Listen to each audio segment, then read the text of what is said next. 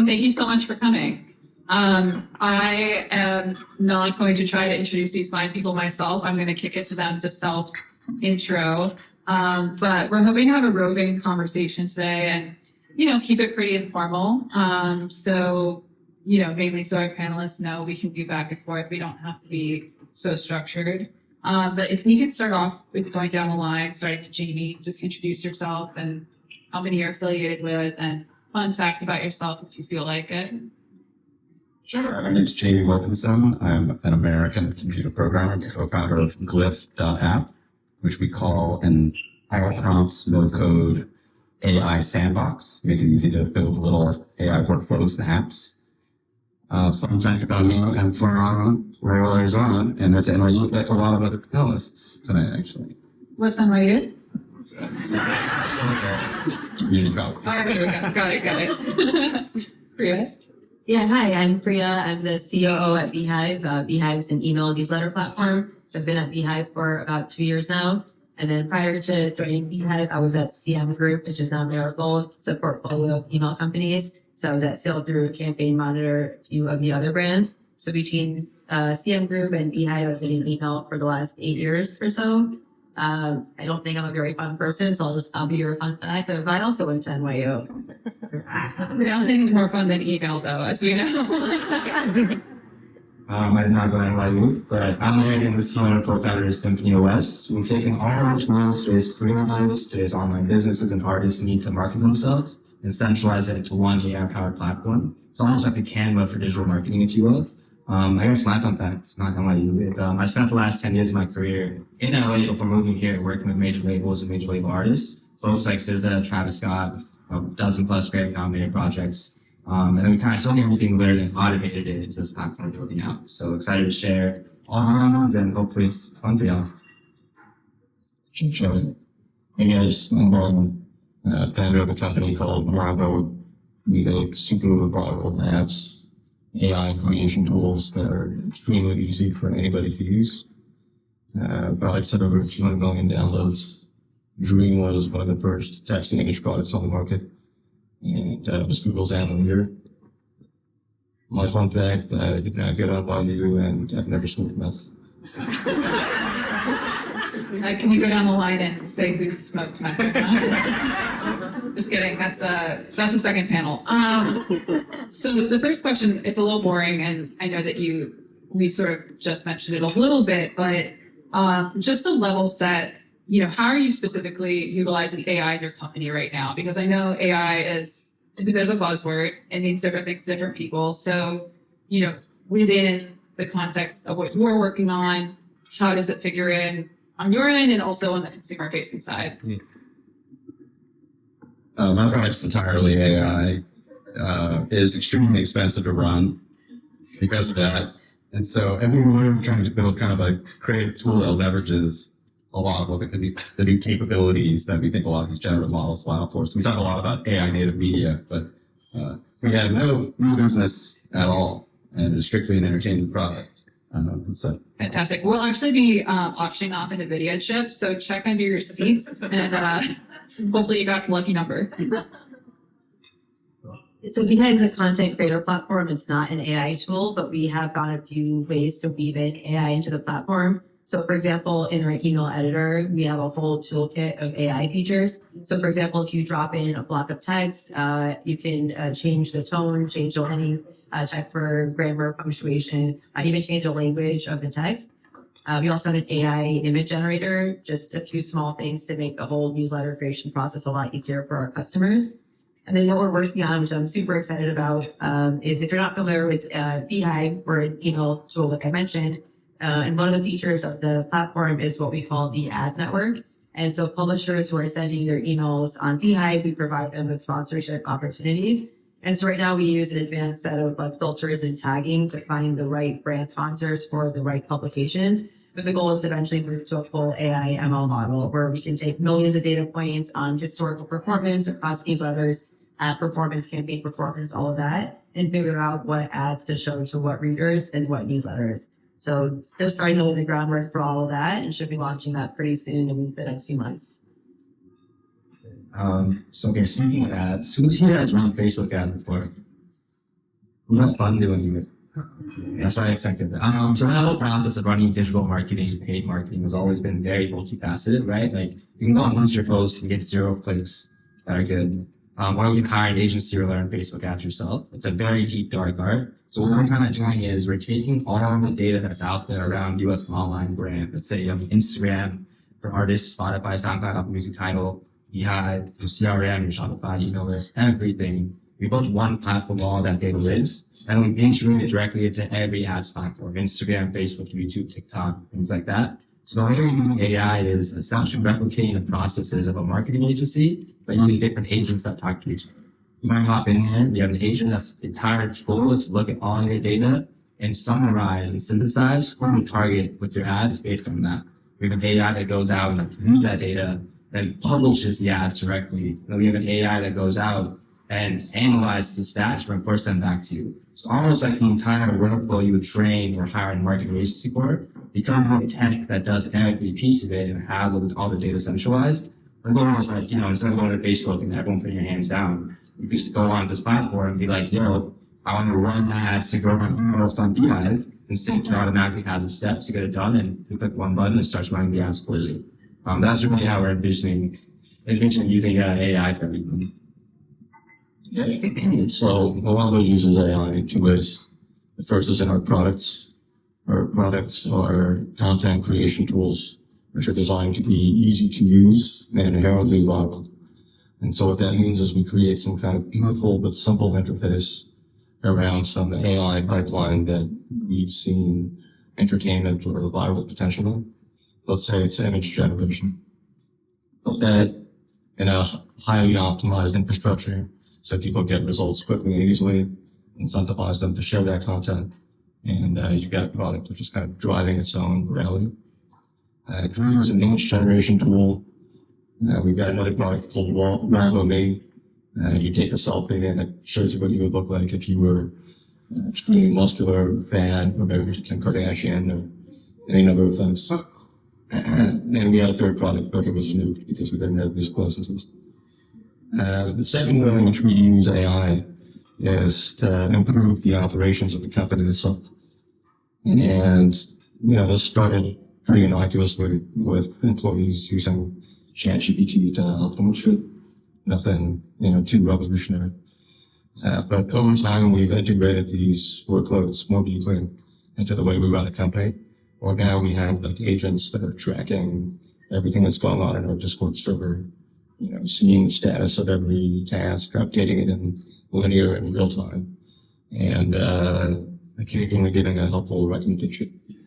I think a lot more of that is coming. Danny sort of hinted at this a little bit, but I think, talking about the intersection of creativity and AI, it does seem like the conversation is often bifurcated between really alarmist rhetoric, primarily coming from the creative community based on, I think, pretty real fears of scarcity that you already see in industries like the music industry, like the fine art industry, like the media industry. And then, tweets, on the other hand, tweets from somebody who hasn't left the hacker house like 10 months or talked to a normal person. And to try to bring those two groups together, is the task of being a founder and creating something actually useful and technically sophisticated and can check all the boxes for, everyone you want to be part of this conversation. And as you said, Megh bringing up Facebook ads, we've seen this cycle before, right? Facebook was perceived as an existential threat to some of these same creatives. And for certain formats of media, it did end up changing the ability to monetize that media or distribute it forever. But it also invented new types of media companies, new types of art, new types of distributing your creative work. So I would love to know how you've seen creatives leveraging AI through your platform, any specific customer stories, and especially do you have examples of somebody who started off a skeptic, whether, an investor or a customer, and, how did that story go? How did that kind of prove the usefulness or the beauty of what you're building to a skeptic in particular? Jamie, you're smiling, so you have to go I first. think I mean, so I have to go first. Yeah. I'll throw it back to you. So you mentioned this example of Facebook, actually, which the way you were talking about it was as if it was a bad thing. But when it was in its heyday, every media company on the planet was thrilled to be taking that meeting. How do you, as a media company owner, sort of think about that arc, like that narrative arc? Yeah, thank you so much for asking, Jamie. And I guess we call it meta now. We're not on Facebook. But I think, Jamie is the founder on the panel who is involved in founding Know Your Meme. I think, or I don't know if Know Your Meme specifically, but there is stuff like BuzzFeed, Mike, if anyone remembers Mike, that wouldn't have existed without Facebook and the algorithm, and were created to optimize a certain type of viral content, which was like very innovative for its time, right? But my experience of working in media, I remember very viscerally that if the algorithm changed, at that point, your media company was super integrated with Facebook. You had to change as well. You didn't have a choice. And the biggest example of that was the pivot to video. I don't know if you worked somewhere that touched that. The pivot to video was like very real for people who worked within media companies because there were real hiring and firing decisions made based on that. Well, later it came out that some of the metrics around videos and engagement with videos on Facebook was actually like wrong. But people had actually like lost their jobs over that. And, large budgets had reallocated. So I think that that's where some of the sensitivity comes from. It's always financial. I don't think it comes from looking down on shareability as a metric of how media should be distributed. I guess the question is, and remains, how do you create something shareable that is also monetizable in a way that flows back to the original creator? And when people are, I think, feeling sensitive and concerned about AI, I think the core concern is that it doesn't make it back to the original creator or original creators who have contributed to the end result product. So thank you for asking, Jamie. And I mean, does that resonate with you and how you sort of experienced that era?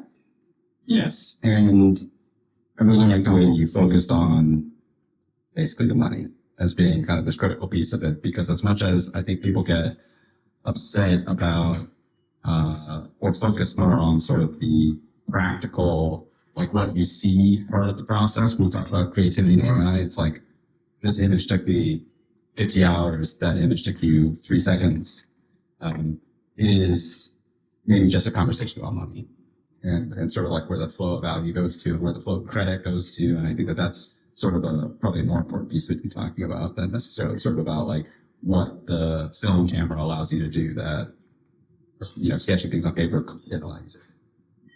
I think it's always about the money. I figured you're using AI to help newsletter creators make more money through matching creators to advertisers. So I assume that you don't get that much pushback on that aspect of the platform, but maybe I'm wrong. Yeah, I think, so a few things. I think using AI to create content, I don't think it's sustainable. I think some creators do it, but like ultimately consumers want really good, authentic content. And so like the people that are putting in the time and the effort to create this good content are the ones that are going to stick around for the long haul. I think that there's a lot of ways that you can bake in AI to like make your life easier or to like elevate your brand or your content. And that's what we're trying to do, is like not replace the content creator, but like find ways to make things a little bit easier or help them make more money. So one example is on the advertising front. When a publisher historically wants to run an ad or wanted to run an ad, they'd work with a brand partner, they'd get the creative, the copy, drop it into their newsletter, run the ad, make money. But we know as content creators that like tone and voice are so important to a publisher and a content creator. So there's AI tools now where you can upload your historical archive of all your content and then have the AI tool adjust ad copy so it matches the tone and voice of your newsletter. Pretty straightforward, but even small adjustments like that go a long way and help boost engagement, help boost the authenticity of your newsletter, and then ultimately your revenue as well. So we're not looking to like replace the ad creation process, but to use AI to augment that process, I suppose. Another example is someone using Beehiiv just flagged this pretty cool tool to us where they can use this tool and drop in all their just raw text for the newsletter. And the AI tool will format all their content the way that they usually write. So like bullet points, fonts, colors, all of that. Just the formatting itself for writing a newsletter takes a good amount of time, right? You're probably spending 30 minutes on it, adding your social links at the bottom, everything else that goes into it. But if you can just drop in your raw text and have this platform do like the formatting for you, you save 30 minutes that you could probably now allocate to creating more content. So it's not like, how do I find shortcuts and like bypass the content creation? It's like, how do I use AI to make everything around content creation a lot easier so that I can focus on like where I'm adding the most value? Megh, for you, you're working directly with artists, augmenting like the marketing process, but are there ways in which fear around the creative aspect of music like channels into fear around using it for marketing, or do people really see them as separate things? Yeah, it's a great question. I think like there's always like this hype around new technology, and like usually the creative class, like artists, is usually the last to benefit from it, especially in this case where all these platforms are training data on music and then producing music. I'm sure you have a lot of thoughts on this too, from better depending on mine, but it's happening for a lot of creators. They're finding out their work products getting replaced. But the way we look at us, it's almost like a follow up to that conversation because we're actually using AI to help them grow their business. And so now artists want to look at Symphony the same way we look at some of these other platforms because we're actually operating as part of their day to day to get their job done. So one example, who knows Toilet, the artist? Very cool. Big artist, like 20 million plus monthly listeners. Last week or 2 weeks ago, she posted on her story a Symphony link. She swiped up. She was asking 2 questions: what's your email and phone number? And 3 questions. And where should I go in Twitter? She got 2,000 responses in like 5 minutes. Dang it, because there's way too much to deal with. But what's nice in Symphony is that because all that lived in here, we kind of built a facility for you to just talk to your data. A lot of artists are not data scientists. A lot of artists are not analysts. A lot of artists are not marketers. A lot of creators aren't marketers. A lot of creators aren't data scientists. So even if you have all the data laid out very sexy, very easy, a lot of people don't have the knowledge or proficiency to know how to read it. So we that's this guy invented it. We have this concept called just talk to your data. And so she went to the team, 2,000 emails, and they're only going to sit through and sort through 2,000. We just asked Symphony, we want our super fans out of this list. I found 5 fans, one with like the I love Corey at gmail.com, one fan that's responded 5 times, one fan that, all these different metrics that we could have sat there and like really figured out, or we just asked GPT, like, right needs when there's engagement and interest. So use that insight you have to sort this list and find us the top fans. The other one was like, all right, 2,000 people have said where Corey should go in tour. That's a lot of responses. We're just like, all right, based on this, where should Corey do the next 10 tour dates? And basically put together a tour map for her based on that data. Another one, James Blake. Cool. You heard the sign up, drum around? So this, if you click on this link in bio, it's a Symphony link. And so maybe 2-3 weeks ago, they just signed up, like self-service is its first independent release. But then you send them for a tool called pre-stage, where you can essentially go on like save a song on Spotify before it comes out. Same thing though, is independent, is labeled and not get back its emails. So I'm saying that using Symphony built up his emails for the first time, but same concept. The song comes out, you have all done back and sit in Symphony, and he's about to run ads. And he goes in Symphony, he's like, where should I run ads? So getting us all in here. And so the way we look at it is, analytics can be applied in any sort of ways, very multimodal if you want to go that deep. But for us, we think about it as just like a brain in a box. And you throw whatever in it, but if you ask the right questions and you give it the right data, you'll get real value back. And for us, the way we look at it, it's how do you crack down some of these massive data sets that are out there for every business and make it very accessible to even an artist at home that's 20 years old that dropped the first song. And we have 50,000 of those people on the platform.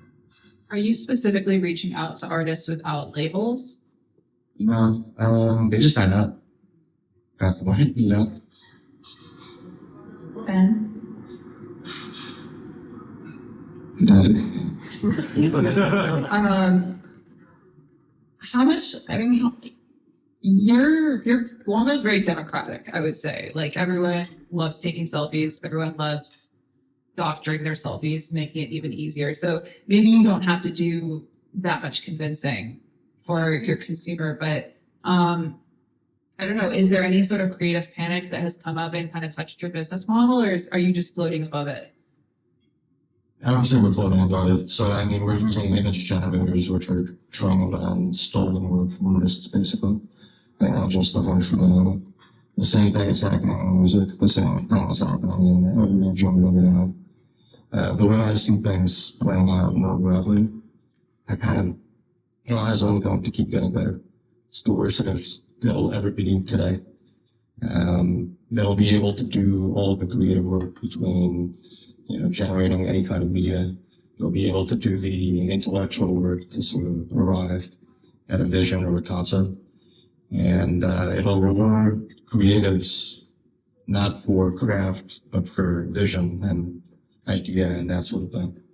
And I think a lot of people should probably understand the threat of being made irrelevant very soon. I'm sorry if that's nothing in every house narrative, but that's kind of how I feel. And, a few companies are going to get really massive off of this and probably pay some kind of tax to humanity. Like they'll be like, oh, because you're a $10 trillion AI company, but you trained on a bunch of art and music, you'll $1 back to humanity. And they'll probably find that acceptable because they're slime control. But I don't know. I can keep rambling. I'll probably stop here. The Sam Altman Universal Basic Income Program. I'm looking forward to it. Yeah, I think I came to terms with my irrelevance at a young age, but not we're on that journey. Yeah, my next question was like, fast forward 10 years, what do these creative industries look like and what does your business look like? But I think that's almost too big of a question, and 10 years is a long time from now. But I like what you said, Ben, about, things being replaced. And I think that what we're really talking about a little bit is a moat, which is, what is the moat around every individual artist right now, but also like, what is the moat around any company that's built on top of OpenAI or ChatGPT, when it's so easy to spin up products that are essentially a wrapper on the same data? How do you distinguish yourselves? I have a personal thesis that taste is going to become a lot more important in monetizing creativity, and taste has a strong relationship to curation, which I know is a word that has come up. But I would love to hear from you, like, what skills do you think are going to be the most important? What skills are going to be the most important to you in your business and having an advantage over your competitors? But what skills do you think creative people should cultivate now to adjust to an environment where AI is, as you said, Ben, only getting better and better? No, I'm sitting next to you, but I want to start with Ben. Since you mentioned this idea that people take on a different role, like how do you see that? Well, I think for a little while, we'll be able to get ideas into these machines and have them turn them into reality. But pretty quickly after that, the machines will start having better ideas than us, and then there'll be nothing left for us to do there.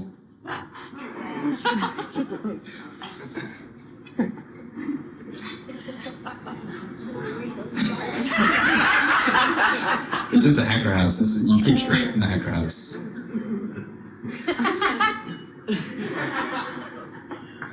I take a different stance on it in terms of sort of like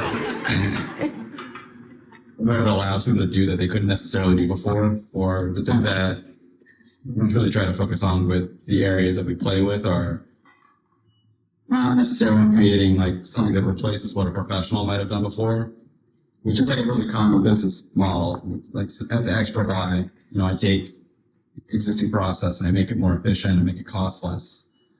It is really more interesting is just thinking about what are the stuff that you can do now that you couldn't necessarily do before. And I think this applies across like multiple technological revolutions or generations that happened. And the other thing that I always come back to is just how you can make something that's like reasonably good really quickly, and how it reminds me a lot of like with music, just being able to sketch something out, or with film, like when you start to do storyboards and you sort of just start to sketch out ideas. But the superpower being this fact that instead of it just being like a crappy whiteboard sketch, it's actually something you could almost ship.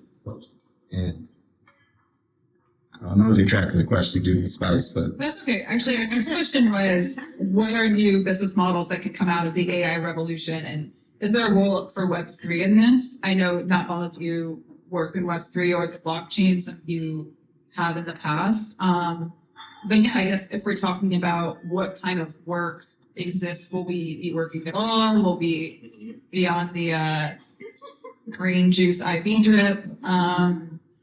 What does business look like? What does pleasure look like? Jimmy, you can answer all the questions. I think that's a questions. I think that's a big question. Like, I don't know, to be honest. I think there's like, it can really go this way. It really could. It could also not go that way. If legislators step in, if these companies start doing things that, think a little bit farther ahead. I have no answer to this. I don't think you even want to think that far because it's kind of scary. I think like, hopefully AI's gotten into a place where a lot of these tasks that are repetitive or teachable for most people can be done, and all that's left is taste and creativity.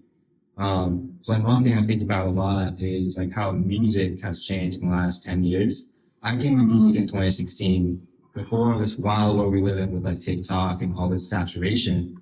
And artists used to have websites. Like I thought my career starting in artist websites. It used to be cool. It used to be cool to have a specific website as an artist. Now it's literally, it's very commoditized, and then 3 years later, the entire music market changed in 2019. 3 years later, the pandemic hit and everything now became TikTok. And now like in 2024, it's very interesting because it looks like we're in a place where that saturation of so much content is being developed by everyone, including fans, to the extent that fans are going back from the repetitive content of TikTok soft clips. And we're going back to 2016 with real music videos. There's real like creative ideas coming out that involve taste, not just turning content out.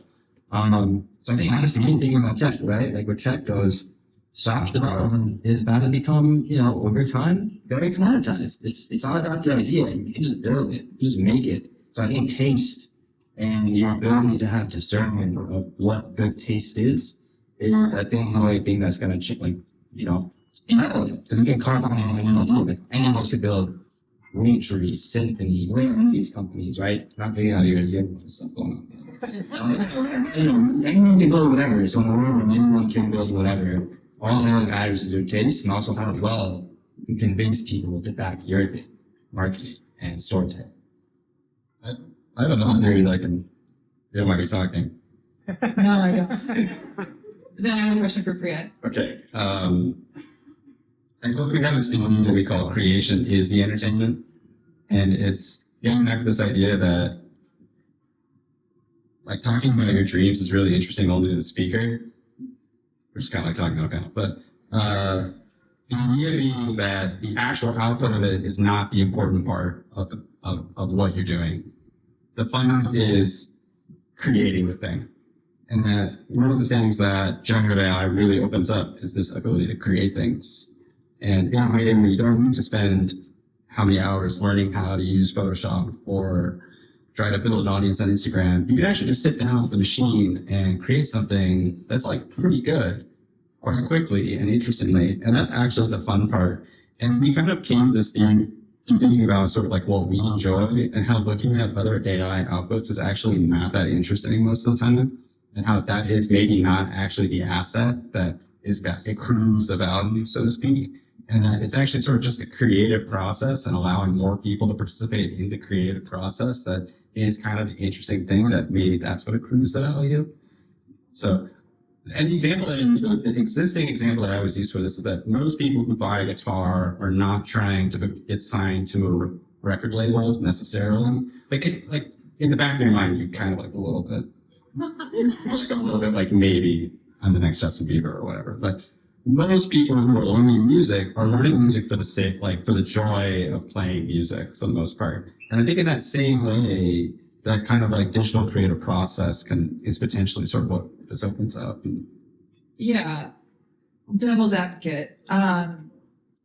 There's really no way of speeding up learning how to play the guitar though, right? If you democratize the digital creative process like you are, you still get that joy of creating, but you foreshortened it a lot. Like it's so fast that, is Glif introducing things, or have you talked about introducing things to actually slow it down a little bit, whether through curation or gamification, so you're not just sitting there churning out 100 images? Because I feel like some of the joy of creating is that, historically there is a little bit of a delayed gratification as you build up your skill level to match your taste and what you want to see. And I think Ira Glass is like a really nice old kind of clip that you can find. I think it's on Vimeo actually, illustrated, talking about like, the months or years of your life where you're trying to bring your skill level up to your taste level. And if that gap doesn't exist anymore, it could be eliminated by digital creation. And then like, anyone can jump in on this. Like, how do you preserve, some of the like magic that comes out of having to make an effort? Like, do we introduce new layers on top of it to preserve some of that?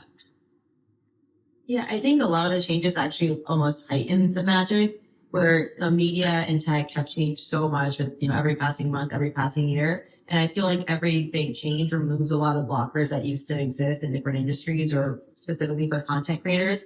So, let's say 10 years ago, taking a photo or writing an article were not the hard part. The hard part was like, now that I've made the content, how do I share it? What do I use? Do I post it on my blog and get 0 views? Do I print it in a newspaper? If I use Facebook, I don't know how to use it that well. Those are your only real 3 options. And now it's like the distribution of content is so easy, right? Either through like social media or whatever it might be. I think that like the AI revolution that's unfolding is kind of the same thing, right? It's like, I'm going to make everything that you used to struggle with much easier, so you can focus more on like creating the magic of creating content or creating software or whatever you want to do. I think also a lot of like softwares now are like very plug and play, so you can build what you actually really want to build, and all the peripheral technology you need to make your platform a success you could probably just buy or have an integration with. I think 5 years ago, you used to waste so much time with like the basics of any kind of software. You don't have to do that anymore, right? You can work with like third-party platforms like a Stripe if you want to deal with payments. You're not building a payment platform from scratch. Every single time you need that, you're just using another software that already exists. So I think if like these types of things continue, which I'm sure they will, I think people just get a lot more time to focus on what they do want to focus on. I think like then unlocks so many cool opportunities, and that's where the magic happens, I think. You've been in the email game for a long time, going back to sail through, like, has email changed? Because it's email to me is like the one thing I don't hear a lot of chatter about being replaced. What is the role of email in a sort of like post-algorithm, accelerating AI era, aka like now? Yeah, actually, email hasn't changed that much for better or for worse. I think like email is going to stick around for the long haul because of this idea of audience ownership. I think newsletters are truly one of the only ways that you can own your audience. Because your audience is portable, right? If you're sending on MailChimp goes down, you can export your list, import into Beehiiv, and keep sending and not miss a beat. Versus if like Instagram or TikTok shut down, what do? Right? Like you don't really have a way to access this audience. And we also see other funky things happening with these social media platforms, right? Like Twitter is highly unstable, constantly changing its strategy. You deal with like platform outages on LinkedIn and other players. Facebook, Instagram, TikTok, always changing its algorithm. TikTok can be shut down at any given moment. And if your entire livelihood is based upon one of these platforms, you're putting yourself in a very risky situation. Versus if you use email, sure, it's like not as flashy or buzzy as like a TikTok or an Instagram, but it's consistent. It gives you what you need. It's a consistent revenue stream. It's a way to own your audience. So even though it doesn't have like the sexy brand appeal that social media does, I do think it's going to stick around. And I think consumers are really pushing for portability as well, and like a desire to own their data. wondering, I mean, Meg, you gave an example of data before, and like Ben as well, like, how much does portability fit into what you're designing, or like user control? Not very much for us. Our apps are a little bit like popcorn. People use them a few times. They don't read the privacy policy. They don't really give a shit. They're just there for a short burst of entertainment. Certainly there are people who are not like that. But I think the mainstream public is like that. There's a few things I can touch on. There's sort of magic or like something uniquely human about creating a piece of art. I think that will basically be a luxury soon. And media, which is fully AI generated, will sort of meet the quality threshold to entertain and capture attention. I think, I think a lot of things. That was the other thing you brought in. So, the tech giants of the world are locked in the home choice, spending billions of dollars on AI. They're not doing that because they're not doing that for the benefit of the community. They're doing that because they want to be the ones in control of this powerful technology. But it has high realistic form as opposed to protect it from that. And give the people some way to form something more powerful while being decentralized and outside of total governmental and sort of sovereign control. Whether Web3 delivers on that promise in the context of AI in the next decade or two, I don't know. But if it doesn't, it's basically a failed experiment. Yeah, decentralization as like a core value of Web3, I feel like has sort of gotten lost in all the conversation about like Bitcoin and the blockchain and meme coins. But decentralization as a value, I guess, it can be adopted in a lot of different ways. And I know a lot of artists that believe really strongly in decentralization, but don't have a crypto wallet on their phone. And I think the biggest ethics schisms we're seeing among the most prominent voices pushing for AI are primarily around the ethics of, well, how big should your board be, and should it be a nonprofit, and should the government, be able to step in, and that's the unsexy stuff, but that is ultimately what will shape adoption. And Yeah, sorry, can I jump on this one? absolutely. I think that one something I have is basically a mechanism. And, it sounds nice, but it's not going to stop the inevitable. And, I don't need AI. That's the resistance. What was that? It's a new project that we just dropped today. I love that. This is guerrilla marketing at its finest.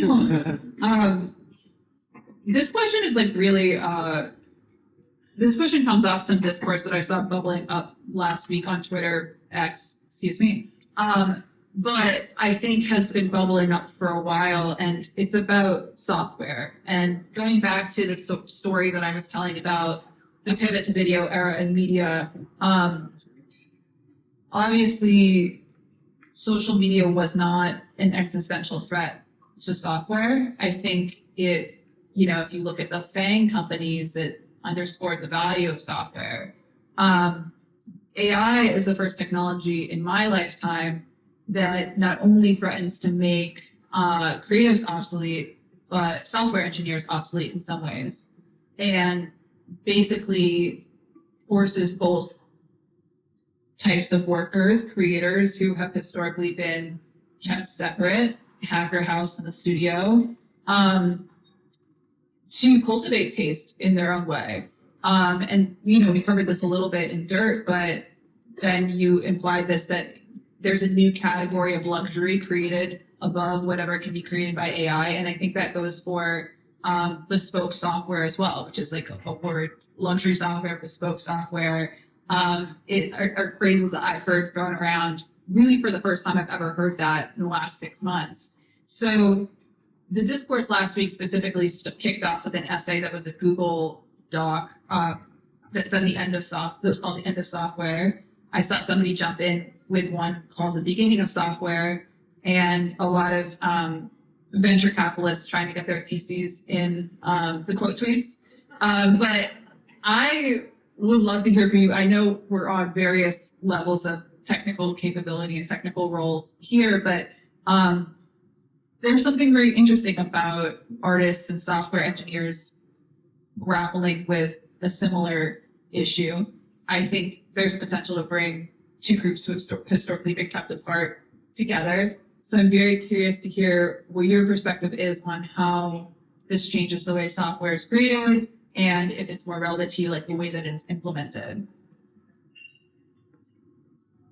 And as a programmer, I love it, but it's also hilarious how many programmers in the industry seem totally tone deaf to it and sort of just deny the reality of how easy it is to replace a programmer with like a sophisticated AI agent. Can you give an example? Code, yes, from 10 years ago, it said that it was obviously going to be the last thing to be automated away by the Terminators, but it's probably going to be the first. And in hindsight, it seems very obvious because most software is highly deterministic. Like you put one thing into it and you get one thing out of it exactly. And so it's extremely easy to tell a machine, make a thing that takes 2 and 2 and gives me 4. And it fills in the blanks. It's like a mavlet. And so in the same way, it kind of pushes like the challenge up the stack even more. And I think this is basically the trend you'll see across the board in every industry, is that it becomes less about sort of like the craftsmanship and about the artisanal pieces of it. And it becomes much more about the concept and about the design and about the branding. And so it just kind of moves up and up the stack. And At scale, but if you have a small software agency and you wanted to go the opposite direction, go ultra bespoke, don't you think it's really the middle that's eliminated? well, I don't even know it's ultra bespoke software. I don't know. You tell me. Yeah, it sounds cool. I like it. I love to like, so it's interesting because I didn't learn my whole life, but I've also spent 10 years in the music industry at the same time. So like, probably top 3 most technical people in the industry period. I stand on that. I spent so much time with artists, right? Like sitting on drawing on a whiteboard, and then we were taking that, scanning it in, and built the website out of it. So seeing both sides of it, and I love the fact that software is going to become a commodity. I think tech has gotten way too big without the ramifications of the impact it's been providing on the world. I think it's fine that we're going to have a bunch of technical people that are like, damn, I'm getting replaced now. I love that concept personally. Also, I think it makes taste again more and more important, right? Because like we saw what happened when GPT first came out, and like last year, I was getting flooded by like all these AI companies like Symphony.ai, right? And all this stuff that's like just a small little wrapper. And that was like an early illustration of what this world looks like, where anyone is like, bet I can go into ChatGPT and make an app, start running ads.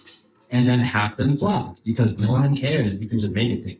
People will start caring about the story of why the thing matters and why you're the person they should buy into. I think that's fine. I think technology and then making technology should be a commodity. It should be base utility. I want artists making apps. I want to see what they think. Let's go back to Steve Marcus. You know, I'm very much a fan of the idea of commoditizing software. They don't need to commodity. Storytelling is what matters today. It's only going to matter more and more. All right. I actually think we should wrap up there. That's a really good note. Bullish taste. Thank you so much, everyone, for your time. And we're not going to do a Q&A for this particular panel, but I think all of us are planning to stick around after. So if you have a question, come find us. And thank you all. Thank you so much, Megh. Thanks for moderating, Daisy. Thanks to all the founders. We have one more very interesting fireside chat, a bit shorter than this one.